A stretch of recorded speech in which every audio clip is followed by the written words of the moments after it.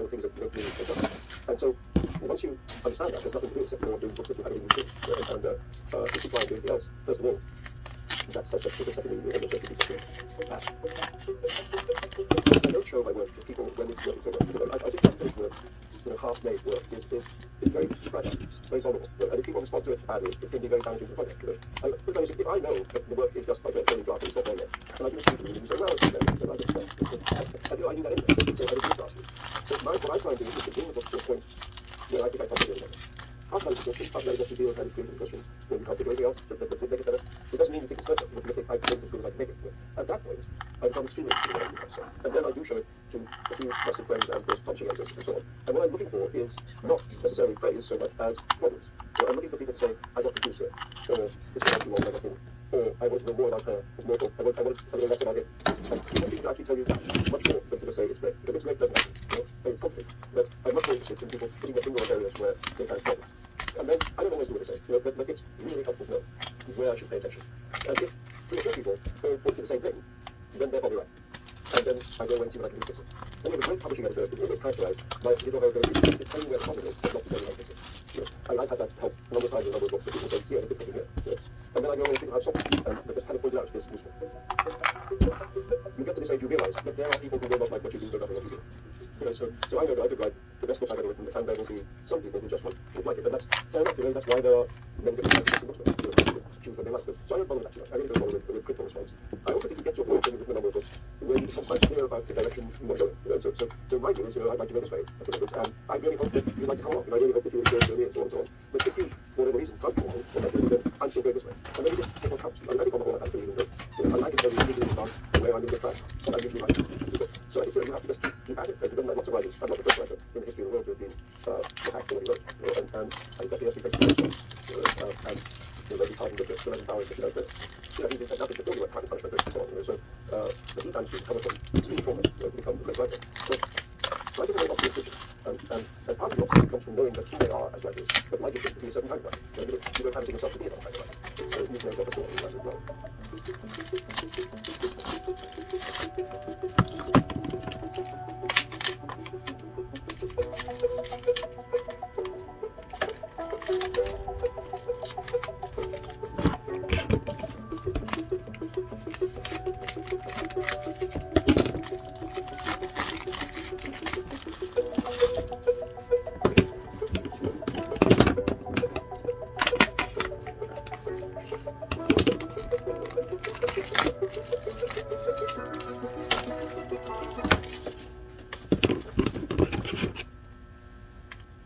A one-size-fits-all approach to productivity fundamentally doesn't work, because it assumes that we all think and structure our workday the same way. And today's work is multifaceted, it's global, it's 24/7. So the goal is to personalize your productivity by using my assessment tool. You will get results that will identify you as one of 4 different productivity types. So prioritizer, planner, arranger, or visualizer.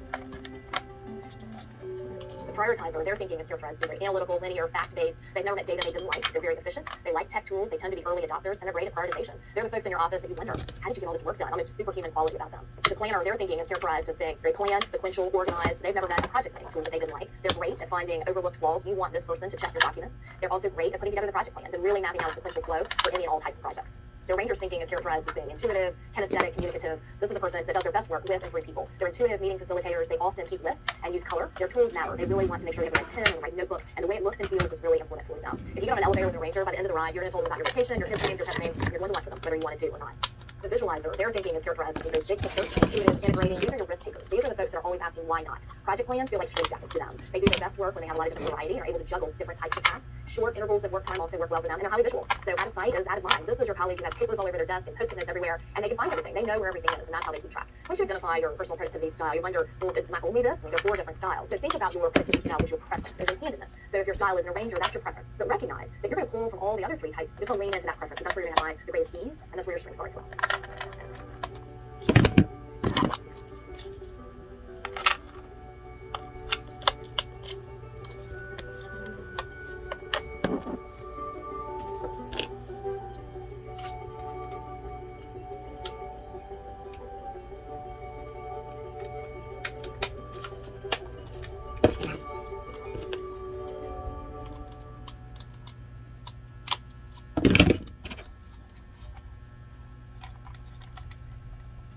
you've identified your personal productivity style, you want to identify the tools and the systems that are going to help you be most productive at work. So we want to lean into the core thinking styles and the strengths of each preference. And if you look at my book, Work Simply, or even the email results that you're going to get, you'll have some very specific tools in terms of very specific apps and some general ideas that can help you structure your workflow.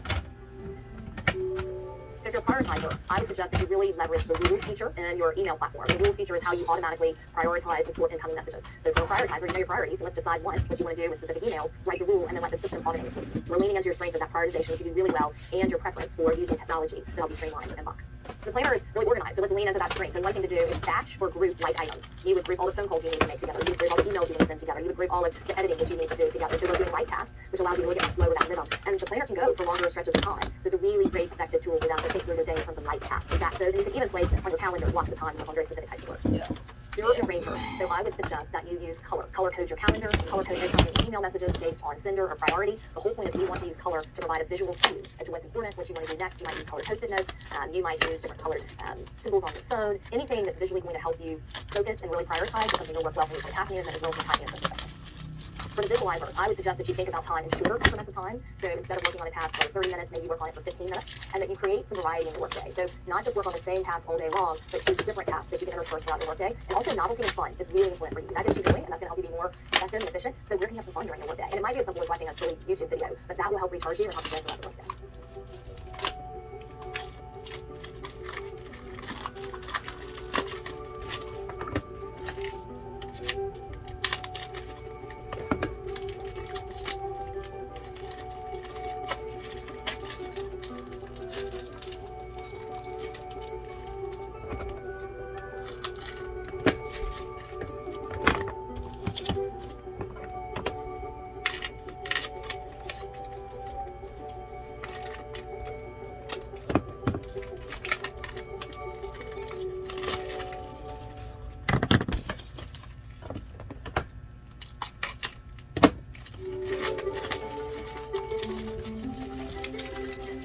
Strategy to build your collaborative intelligence is thinking talents. And this is really understanding the specific ways of thinking that light you up. The brain uses an immense amount of energy. 50% of our total energy is used by our brains. And the only way to give your brain energy is thinking in the ways that are most natural to you, that actually excite you. And this is what prevents burnout. We live in a culture where we expect everyone to be good at everything, and it's just not true. So the more you can understand about the specific ways that your mind generates energy, the better appreciation you will have for the value you bring, but also you'll begin to recognize, again, diversity with other people, because they may be so different from you. There's 4 general domains in which people organize these thinking talents into: analytic, procedural, relational, and innovative. And you may have a high concentration of thinking talents in 1 or 2 of those domains. And you also may have a blind spot. So for me, for example, a blind spot may be procedural thinking. That means actually organizing things into a sequential way is really difficult. It's a blind spot of mine. If I don't know that about myself, then I'm constantly stressing. We always stress in the areas in which we have the least thinking talents. This is where I can recruit support. I actually know who to hire, who to have next to me, in order to help fill that blind spot. So by understanding your thinking talents, it not only helps you identify the ways in which you're brilliant, that make you more alive, bring more vitality to you and your work, it also helps you identify the areas that are more challenging for you and where you may need additional support. It's a really important skill to have as we try and develop ourselves, is who do I need to think with in order to make this happen. Right now, we may choose a person that we just happen to like. That may not necessarily be the best person to help us address a problem. If I want diversity, if I want to understand something from many different perspectives, I perhaps need someone who thinks very opposite and who has very opposite thinking talents than mine, because with that, I will have a better sense of what's needed to create a thinking breakthrough. One of the most incredible tools for any team leader is to map the thinking in their room. We spend a lot of time looking at the bottom line, but in this way, you're actually seeing visibly the thinking capital that you have in your room. And by mapping a team's thinking talents, you understand not only where you have huge dominance, that perhaps, for example, you may have a ton of people with innovative thinking talents, and so your team is perpetually coming up with new ideas, new ideas, new ideas, but you're noticing that perhaps getting those ideas into action, into implementation, is a challenge for your team. Perhaps there is no knowing the thinking talents in the procedural quadrant on your team. By mapping a team's thinking talents, we see these quadrants and these different ways of thinking show up. With that, we can then address that and execute all these great ideas that we're coming up with.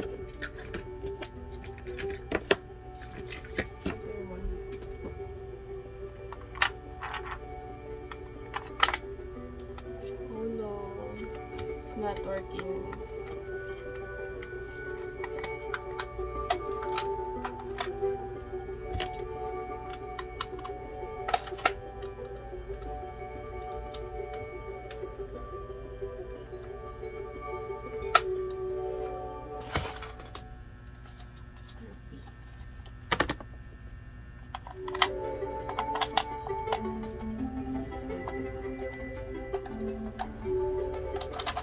It turns out that it's all too easy for us to fall into a sort of rut in our thinking. And it can feel so comfortable, so good, and it can feel so certain that it's right, that we can't even realize that we're stuck in a rut.